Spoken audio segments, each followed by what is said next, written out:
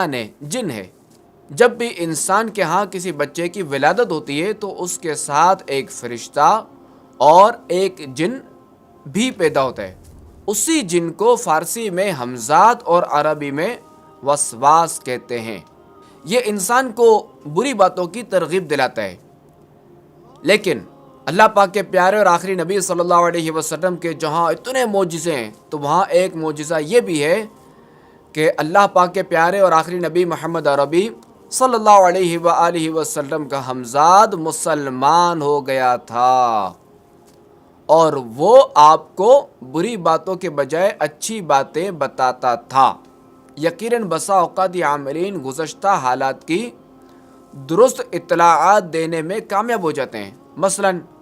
آپ کو 10 سال پہلے سخت بخار ہوا تھا، یا آپ کے بچے کو سر پر فلاں وقت چوٹ آ گئی تھی، وغیرہ وغیرہ۔ تو گزشتہ حالات یعنی گزرے ہوئے حالات بتانے کی وجہ یہ ہے کہ یہ باتیں وہ عامل بعض اوقات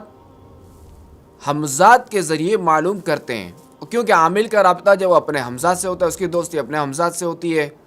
اور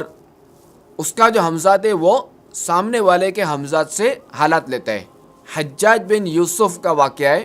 کہ ایک بار اس کے پاس ایک شخص لایا گیا جس پر جادو کی نسبت کی گئی تھی، یعنی اسے کہا گیا تھا کہ یہ جادوگر ہے۔ تو حجاج بن یوسف نے اس سے پوچھا کہ کیا تم جادو کرو؟ تو اس نے کہا نہیں۔ پھر حجاج بن یوسف نے کچھ کنکریاں لی اور اس کی گنتی کی، اور پھر اس نے مٹھی بند کر لی، اور اس سے پوچھا کہ بتاؤ میرے ہاتھ میں کتنی کنکریاں ہیں؟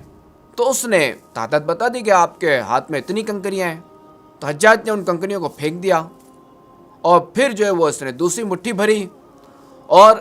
اس مٹھی میں جو کنکریاں تھیں ان کو گنا نہیں، اور بغیر گنے جو اس مٹھی کو اس نے بند کر دیا، اور پھر پوچھا کہ یہ بتاؤ کہ اب میرے اس ہاتھ میں کتنی کنکریاں ہیں؟ تو اس نے کہا کہ میں نہیں جانتا۔ تو اب حجاج بن یوسف نے پوچھا کہ یہ بتاؤ کہ تم نے پہلے کیسے بتا دیا اور اب کیوں نہ بتا سکے؟ تو اس پر اس شخص نے کہا کہ چونکہ میرا رابطہ میرے حمزات سے، جب آپ نے پہلے کنکریاں لی تھیں تو آپ نے ان کی گنتی کی تھی جو کہ آپ کو پتہ تھی، جب آپ کو پتہ تھی تو آپ کے حمزات کو بھی پتہ تھی، تو میرے حمزات نے آپ کے حمزات سے رابطہ کیا، اور آپ کے حمزات نے میرے حمزات کو بتا دیا کہ ان کے ہاتھ میں اتنی کنکریاں ہیں۔ تو جب اس نے مجھے بتایا تو میں نے آپ کو بتا دیا۔ اب چونکہ آپ نے جو دوسرے ہاتھ میں کنکریاں اٹھائیں تو اس کو آپ نے گنتی نہیں کی، آپ نے نہیں گنا، آپ کو بھی نہیں پتا تھا۔ اب جب آپ کو نہ پتہ چلا تو چونکہ اس وجہ سے جو ہے وہ آپ کے حمزات کو بھی پتہ نہ چلا، اور اب آپ کے حمزات کو جب معلوم نہیں تھا تو اب آپ کا حمزات میرے حمزات کو بھی یہ بات نہیں بتا سکا۔ تو ناظرین، یہ جو ایسے عاملین ہوتے ہیں نا، ایسے جو بابا ہوتے ہیں، ان سے اپنے آپ کو بچا کے رکھیں، ان سے دور رہیں، کہ اسی میں عافیت ہے کہ نماز یہ ایک وقت کی نہیں پڑھتے، رمضان کے روزے یہ نہیں رکھتے، اور پچھلی پرانی باتیں جو نا یہ شیطانوں کے ذریعے بتا دیتے ہیں۔ تو یہ ظاہر ہے کہ یہ کوئی پہنچے ہوئے تو نہیں ہے، یہ کوئی کمال کی بات تو نہیں، پہنچے ہوئے تو نہیں ہے، ہاں ایک جگہ پہنچے ہوئے شیطان کے پاس۔ تو لہٰذا اگر آپ اپنی خیر چاہتے ہیں، اپنی بھلائی چاہتے ہیں، اور اپنے گھر کو سکون کا گہوارہ بنانا چاہتے ہیں کہ آپ کے گھر میں امن رہے،